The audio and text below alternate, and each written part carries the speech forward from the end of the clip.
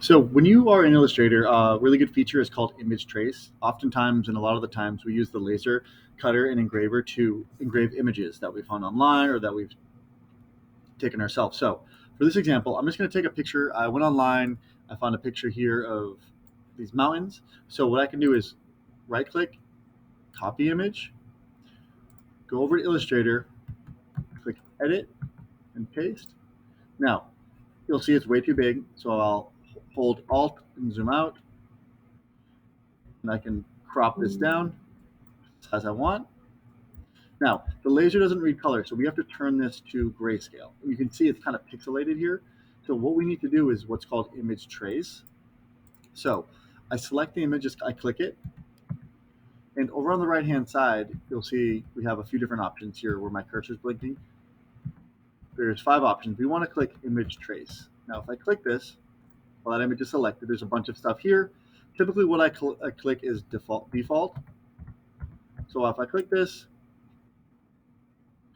it will render the image and it changes everything to black and white. So we can use it in the laser engraving. Now, if this looks good and we like it, great. Otherwise, what we can do is change this. So next to default, over here on the right-hand side, there is a little window panel. If I click this panel, a window opens up. And what we can change here is the threshold. So this button here, my cursor is blinking, we can move this to the right to make it darker, to the left to make it lighter. Depending on what effect you want, you can kind of play with this bar to get it perfectly aligned with what you want. So we typically just leave it in the setting default, and we change the threshold, so the contrast between light and dark. There are some presets here. Just remember, when we're dealing with the laser cutter, everything has to be grayscale, so shades of gray, black and white, no colors.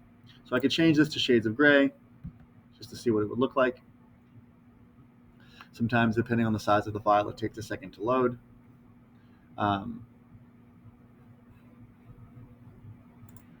So here I clicked it to shades of gray, the setting, and you can see it looks pretty nice. Now the laser will read this, and the darker colors will be engraved darker, the lighter lighter, and so forth. So this would actually look nice in grayscale if we wanted it to have this effect.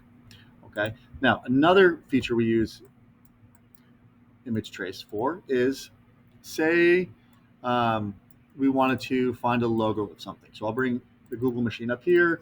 Say we do VW logo. Just typing in anything. Say we want to put this logo on something and find an image. Typically, I like black and white, right? So I found maybe this image here. Right click, copy, go back in Illustrator, and paste this in the same process as before. We shrink it down, put it on our document. Now, if I zoom in, you can see it's still really pixelated. The laser will pick that up, and we want to smooth that out, and that is why we're going to image trace it again.